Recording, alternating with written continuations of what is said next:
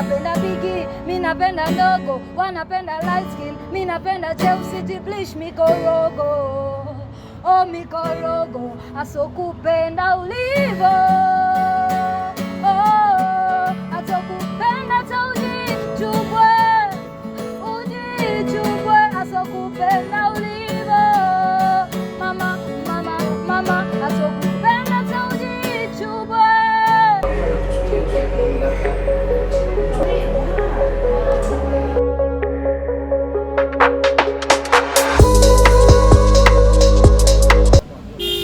Mtu mweusi ni mrembo, msichana mweusi ni mrembo. Kama ndaka mweupe, aenda Amerika. The most beautiful women God ever created were black women. This is Nairobi, but also it could be Abuja, Kinshasa, or even Joburg. Wherever black skin is worn with pride, colorism still finds a way to shadow it. It's mostly people saying I would look maybe prettier if I bleached, if I was a lighter skin tone, or if I changed something about myself, I'd look better. It's also people calling me names like a blackie. Beauty is celebrated here. It's on the streets, on billboards, and even on the sides of matatus. But it is also contested. And here is the unspoken rule. The lighter you are, the better you are treated. Millions of women are using skin bleaching products. According to the World Health Organization, in Nigeria, 77% of women bleach their skin. In Congo, it is 66%, and many African countries follow suit. Behind every percentage is a reason, and for many, it is men's preferences. I think it is because of men, because the people who even sell the products, they even tell us, like, when you bleach your skin, you become lighter, you will be able to become the type of a certain caliber of men, you'll be able to receive this and this, you'll be able to access a pretty privilege, of which it's a lie. I think men contribute to it all the time. Mimi ni kama niko mweusi, mtu nasema nataka mweupe. Na ukiwa mweupe unataka mweusi. Lakini kulingana na maisha vile utafiti iko, mtu mweusi ni mrembo.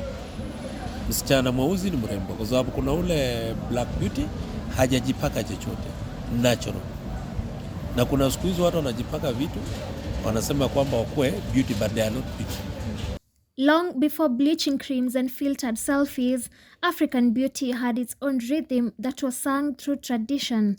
It lived in beadwork and carvings that honored our ancestors and in fabrics that had meaning.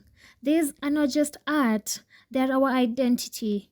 Colonialism did not just steal our land, it took our pride and replaced it with shame. Well, beauty was never about shape, no. Now, this standard of beauty of like light skin is better than this came with the Mem Sahibs and the Johnnies. Those are the colonialists. Because now, when they came, first of all, like for instance, for me in my culture, when they found us wearing our ornaments, the hangis, the big ones, they thought they looked ugly. And so they started telling women to remove their ornaments. Colorism is not just imported, it is inherited, repeated, and quietly reinforced. I think we have a standard for the society where they think that it's light-skinned people who actually are beautiful and pretty. And this thing starts even at home. Forget about society. You know, even in your own family, you could have other siblings who are light or lighter and some who are dark. And the one who is usually dark goes through the most. Then it leaves the house and goes now to the society at this point. It does not always wear the face of hatred. Sometimes it is hidden in dark jokes, where skin color becomes a punchline. Basically equate me to something dark in real life, like charcoal. Should actually compare me to that. Should say you are as dark as charcoal. I remember her saying, "Tunaona tu men," or like. If you walk through the back streets of downtown Nairobi, you'll not have to look for it. It is not written on signs. Here, they call it mafuta, meaning lotion. But behind this name is a secret economy that is thriving from women's insecurities. Because lightening is actually expensive. I walk in as a buyer pretending to want lighter skin. She does not hesitate. She smiles and tells me, I want you to be fully white. We tried to speak to more vendors, even with cash in hand, but they all turned away. Their silence is not just fear, it is a shield, not just for their business, but for the voice inside them that knows it is not right. It's impossible. The real cost of bleaching is not just in the money spent, it is the harm buried in every container. Many of these creams contain mercury and steroids, harsh chemicals that go beyond the skin. We speak to a doctor who's treated patients that are burned by For those who beauty. bleach, if you bleach your skin, so basically you've destroyed or reduced the amount of melanin you have, and you being living within the tropics, receive all this ultraviolet rays, so you're at risk of developing skin cancer because the ultraviolet rays will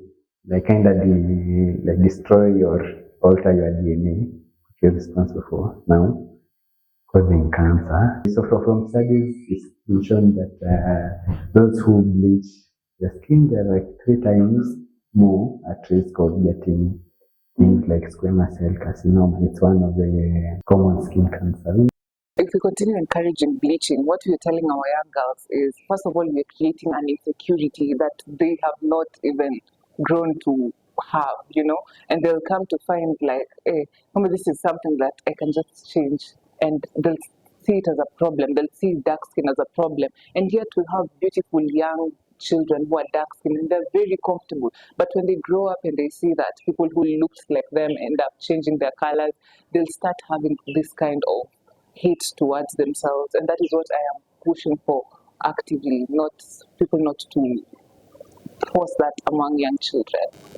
It's taking away who we really are, which is African, and it shows how much we don't appreciate who we are. And then the other thing is, we have found ourselves in that space because we have allowed ourselves to think that people who are light are the ones who are beautiful, are the ones who are pretty. It is sad that not every one of us has such a high esteem to live and embrace their skin tone. We should discourage it, because what kind of the next generation are you creating? A generation that is insecure? To me, beauty is more than just what you see in the outside. People are beautiful of all genders, races, creeds, everything, and I think places are beautiful. I think everything is beautiful, truly. Just again that it's unique, it's in the eye of the beholder. Don't just believe like everything you see online. Like, don't try to push yourself to become this like model that you see on Instagram. What we need to do, if we are going to raise kings and queens, Black African kings and queens, like, they need to be confident in themselves. Just the way you are, you will shine, you will achieve every single thing that you want, without having to change yourself.